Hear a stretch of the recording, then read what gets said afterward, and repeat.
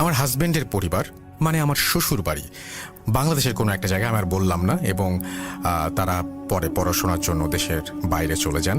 এই ঘটনাটি 2018 সালের অক্টোবরের দিকে শুরু। একদিন আমি ইউনিভার্সিটির কাজ শেষ করে বাসায় আসি। আমার হাজব্যান্ড অফিস শেষ করে আমার পরে বাসায় ফেরে। আমি এর মধ্যে কুইক করে কিছু রান্না বান্না করলাম। তারপর সোফায় এসে বসে টিভিটা অন করে যখন খাবার মুখে দিতে যাই, হঠাৎ একটি বিকট গ্লাস ভাঙার সাউন্ড পেলাম। খুব জোরে একটি আওয়াজ। মনে হচ্ছিল কে যেন গায়ের যত শক্তি আছে সব শক্তি দিয়ে গ্লাসটা ভেঙে ফেলেছে। বুঝতে পারলাম যে শব্দটি কিচেন থেকে আসলো। চোর ডাকাত হতেই পারে না, আমাদের এলাকায় এই সব বিষয় খুব কম হয়, বলতে গেলে হয়ই না। ভাবছিলাম ওপরের অ্যাপার্টমেন্টে কাজ করাচ্ছে, হয়তো সেখান থেকেই সাউন্ড আসছে। তারপর ভাবলাম ওপরে ফ্ল্যাটের রাতের সময় কেন কাজ করাবে, আর টাইম পেল না। ফ্ল্যাট রিফারবিশমেন্টের জন্য ল আর রুলস আছে সকাল সকাল করানো, যেন সন্ধ্যার পর নেইবার্সদের সাউন্ডের জন্য কোনো সমস্যা না হয়। পরে ভাবলাম ওপরে ফ্ল্যাটে হয়তো আর্জেন্ট কোনো কাজ করা হচ্ছে। যাই হোক, মোটামুটি শিওর ছিলাম যে ওপরের ফ্ল্যাট থেকেই সাউন্ডটি আসছে, কিন্তু তারপরও কেমন যেন মনে হচ্ছিল, এবং কেন যেন আমার বারবারই মনে হচ্ছিল যে ঘরেই শব্দটি হচ্ছে। এইসব ভাবতে ভাবতে কিচেনে যেয়ে লাইট অন করে যা দেখি, সব কিছু তো আগের মতোই আছে। বাসায় সবখানে চেক করলাম, কিছুই তো ভাঙা পাচ্ছি না, সব ঠিক আছে। তবে কি হলো, কোথা থেকে এই বিকট শব্দটি আসলো? আমি তো শিওর ছিলাম কিচেন থেকেই আসলো। তারপর ভাবলাম যেহেতু বাসার ভেতরে সব ঠিক আছে, তাহলে ওপরের ফ্ল্যাটে গিয়ে রিকোয়েস্ট করব যেন রাতে কাইন্ডলি কাজ না করায়।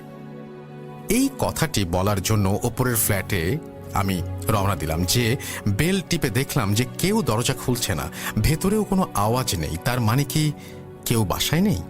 তাহলে কি কেউ কোনো কাজ করাচ্ছে না ওপরে? তবে এই আওয়াজটা কোত্থেকে আসবে? এইসব ভাবতে ভাবতে বাসায় ফিরে গেলাম। আর ওই দিন আমার হাজব্যান্ডকে কিছু বলিনি, যেন ও টেনশন না করে। সাইকোলজিস্ট হয়ে ব্যাখ্যা খুঁজতে থাকলাম।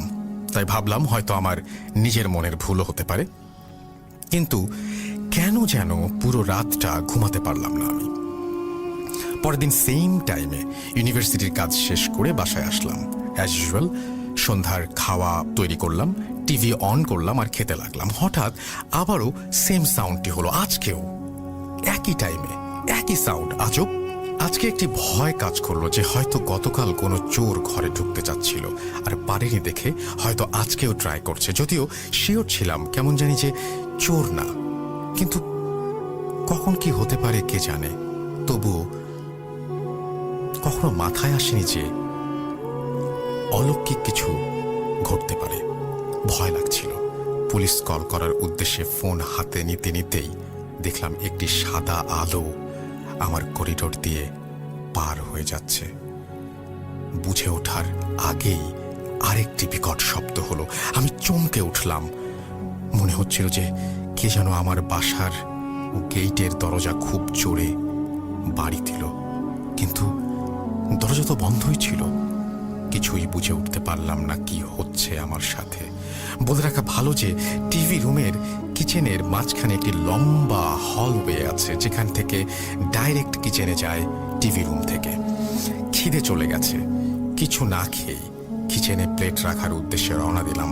কিচেনের লাইট অন করে আর প্লেট টেবিলের ওপর রাখতে চেয়ে দেখলাম আমার হাজব্যান্ডের অনেক প্রিয় আর শখের ডাইনিং গ্লাসের টেবিলটা পুরো ভেঙে চুরমার হয়ে গেছে। এমন বাজেভাবে চুরমার হলো, মনে হচ্ছিল কে যেন অনেক রাগান্বিতভাবে হাতুড়ি দিয়ে ভেঙে দিয়ে গেছে। ফ্লোরে ছোট ছোট কাচের টুকরো পড়েছিল। কিভাবে ভাঙল? আর সেই সাদা ছায়াটি কি ছিল? কখনো আমার জীবনে এমন কিছু দেখিনি, আজ প্রথম।